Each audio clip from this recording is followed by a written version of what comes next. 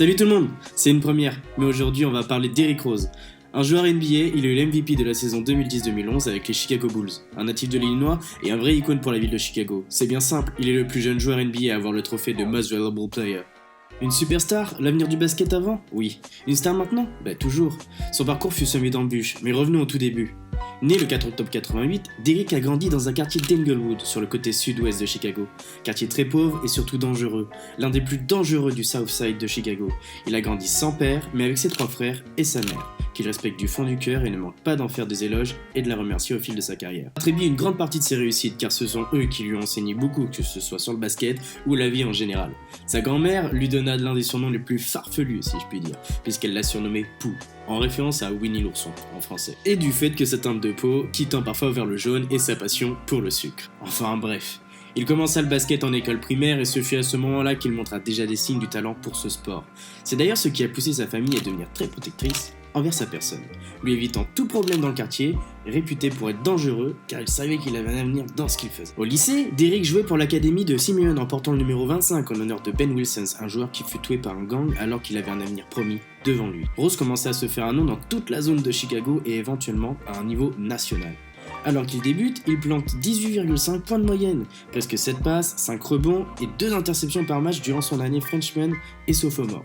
Derrick amènera même Simeon à 2 titres consécutifs avec un record en carrière pour l'équipe de 120 victoires pour 12 défaites, tout en finissant à 25 points, 9 passes, 8 rebonds et 3 interceptions de moyenne.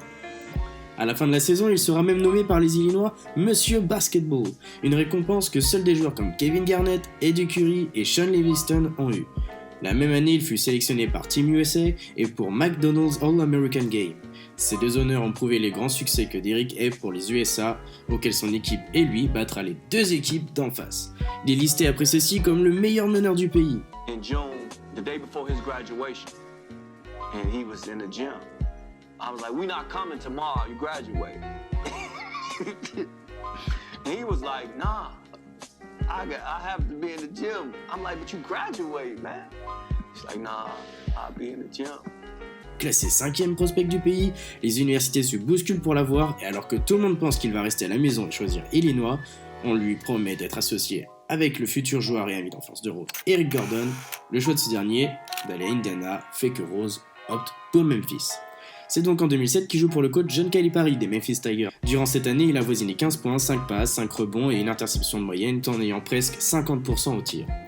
Son sens de l'organisation sur le terrain, sa défense qui a progressé et son leadership ont été une clé pour que son équipe termine premier du classement dans le tournoi NCAA. Mais cependant, le match de championnat fut un brise-cœur pour Derrick et les Tigers, qui vont finalement perdre contre l'université de Kansas en prolongation. C'est alors qu'il est inscrit à la draft de 2008, les Bulls tirent le gros lot à la loterie de draft, récupérant le premier choix alors qu'il n'avait que 1,7% de chance. Et cela tombe bien puisqu'un certain Derrick Rose, natif de Chicago, fait sensation en NCAA et a mené l'université de Memphis en finale de la March Madness. Le jeune meneur est effectivement le premier à venir serrer la main de David Stearns le soir de la draft. Néanmoins, Rose est en concurrence avec Michael Beasley pour devenir le numéro 1 de la draft. Et lorsque les dirigeants des Bulls reçoivent les 2 joueurs pour les entretiens individuels, c'est leur réponse à la question « Qu'est-ce qui vous gênait le plus en NCAA qui fera la différence ?» La réponse de Beasley, les mauvais calls des arbitres quand tu joues à l'extérieur, alors que la réponse de Rose, perdre. Et donc le 26 juin 2008, David Stearns déclare With the first pick in the 2008 NBA draft, the Chicago Bulls select Derrick Rose from the University of Memphis. Le natif des quartiers de Chicago est donc de retour en ville. L'histoire est belle, Rose réalise de bons débuts avec les Bulls, scorant notamment 26 points dès son 3e match contre Memphis.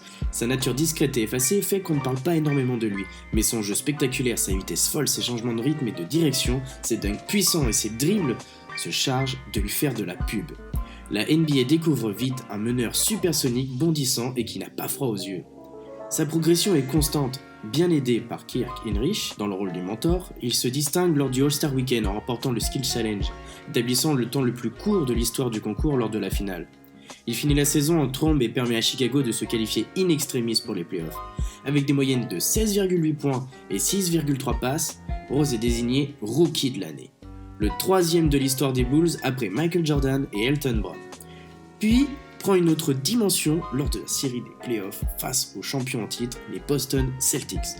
Au Game 1, il égale le record de Karim Abdul-Jabbar du plus grand nombre de points pour un rookie dans son premier match de playoff avec 36 unités, mais également 11 passes. Ce soir-là, Chicago bat Boston pour la première fois de son histoire en playoff, après prolongation. Le reste de la série sera extraordinaire, les deux équipes se livrent l'un des plus beaux duels de l'histoire des playoffs. 2 prolongations Game 4 où Rose frôle le triple-double, plusieurs prolongations Game suivant pour au final une qualification des Celtics malgré tout. Odeur de presque 20 points, 6 passes et 6 rebonds sur la série, Rose a démontré tout son potentiel et ses qualités. Rose devient rapidement le chouchou du public qui vend en ce produit local la promesse d'ambition levée. Avec le départ de Ben Gordon, il doit assumer plus de responsabilités offensives mais il se blesse à une cheville dès le premier match de pré-saison, le forçant à déclarer forfait pour le reste de la préparation. Il sera présent pour le début de la saison mais devra attendre un bon mois avant de trouver son rythme de croisière. Sa popularité est grande et ses dunks ravageurs font le tour du monde. Il fait partie des réservistes pour disputer le All-Star Game, devenant le premier Bulls depuis Michael Jordan à faire partie du match des étoiles. Néanmoins, les Bulls stagnent et doivent encore cravacher pour se qualifier pour les playoffs. Il faudra un match à 39 points de Derrick Rose à Boston pour obtenir le succès qui les qualifie pour la post-season. Opposé aux Cavs de LeBron James, Chicago ne fait toutefois pas illusion et malgré 2 matchs à 31 unités de Rose, les Bulls s'inclinent 4-1.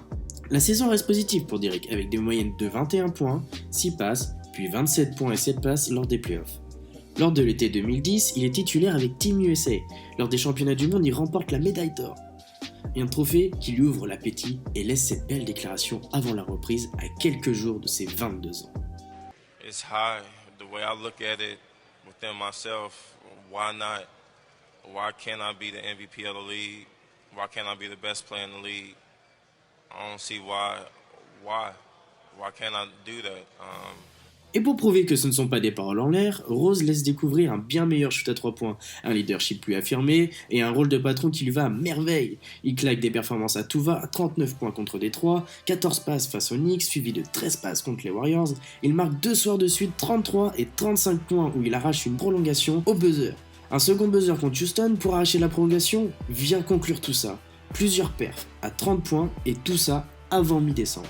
Il ne faiblira pas et continuera d'enchaîner les performances. Lors du Martin Luther King Day, il réussit son premier triple-double et colle 33 points le lendemain. Juste avant le All-Star Game, où il sera un titulaire indiscutable, il colle 36 points à Portland puis 42 contre les Spurs, avec un récital de shoot. Des légendes telles que Michael Jordan, Scottie Pippen ou Charles Barkley en font leur MVP de la saison et Rose continue de leur donner raison soir après soir en continuant les performances toutes incroyables les unes que les autres. Les Bulls terminent la saison avec le meilleur record de la ligue, 62 victoires pour 20 défaites, et Rose devient le MVP. Rose continue de s'affirmer comme le patron et veut mener les siens au titre en éliminant Indiana au premier tour. Il se qualifie 4-2 face à Atlanta et prendront le Game 1 face à Miami, lors des finales de conférence. Hélas, le Heat remporte les matchs suivants et vont en finale. Pendant plusieurs jours, Rose déprime, ne sort pas de chez lui, dégoûté d'être passé si proche des finales, mais il se reprend vite et se met au boulot pour aborder la nouvelle saison, qui débutera avec du retard à cause du lockout. On se dit alors que le MVP va poursuivre sur sa lancée, hélas des blessures à répétition vont perturber sa saison. Le cou, les chevilles, le poignet, le coude, l'épaule, Rose souffre de partout et manque des matchs par-ci par-là, ne disputant que 39 rencontres sur les 66 prévues cette saison, c'est très peu. Son principal sponsor Adidas, lui, ne s'en préoccupe pas trop et lui fait signer un contrat de 260 millions de dollars sur 14 ans. Pendant ce temps, les Bulls signent tout de même une saison de très haute volée et possèdent encore le meilleur bilan de la ligue au moment d'aborder les playoffs, avec Rose qui fait son grand retour. En plus de ça. Opposé à Philadelphie, lors du premier tour, Chicago affiche sa supériorité et domine de bout en bout, avec un Rose excellent lorsqu'une simple montée au cercle va tout ruiner. Et je peux vous dire que ce jour-là, c'était pas beau à voir. Rose se fait opérer du genou quelques jours plus tard et bosse dur sa rééducation. Les médias prédisent un retour trop hâtif, la franchise veut le voir revenir, les fans s'impatientent, mais Rose reste calme et laisse passer l'orage. Il revient en 2013 après une saison blanche et petit à petit, Rose retrouve ses sensations. Mais un nouveau coup du sort va le stopper net dans son élan, une fois de plus. Lors d'un match à Portland, il se fait mal tout seul sur un appui et quitte le parquet en boitant. Rose doit se faire opérer de son autre genou, cette fois à cause de son ménisque. Le sort semble s'acharner sur Rose et les Bulls. Son comeback n'aura duré que 10 petits matchs et le voilà de nouveau contraint à mettre un terme à sa saison. Loin de se laisser abattre, Rose assure en conférence de presse que même s'il se blesse encore 10 fois, il n'abandonnera pas et reviendra plus fort.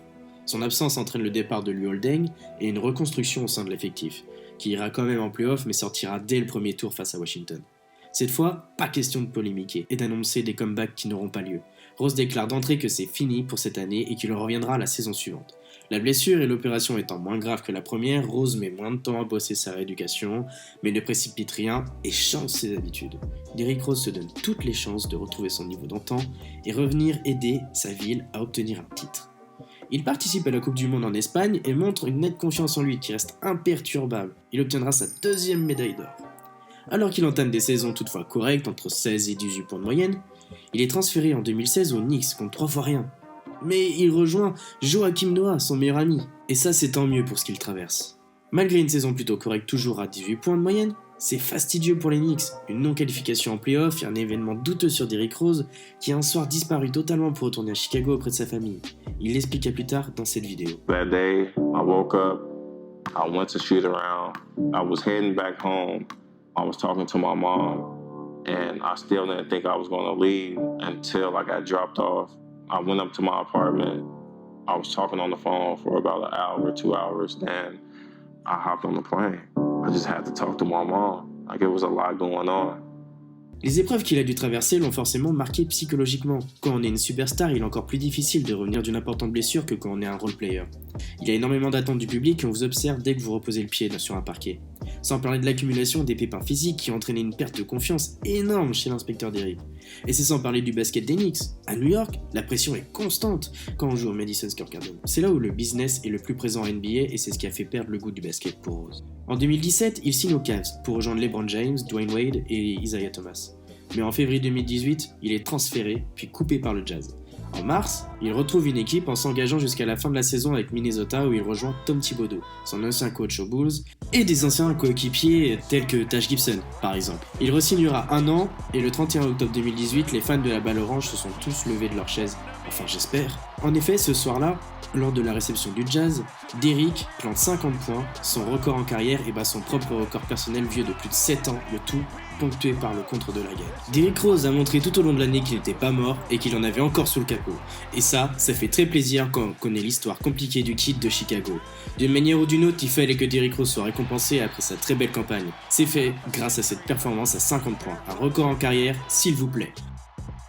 À ce jour, il a signé avec les Pistons sur un contrat de 2 ans. Avec les blessures de Blake Griffin et le transfert d'Andre Drummond en cours de saison, il est le visage de la franchise et la porte sur ses épaules au scoring, mais pas vraiment en victoire, qui malgré tout est ponctuée par quelques paniers de la gagne.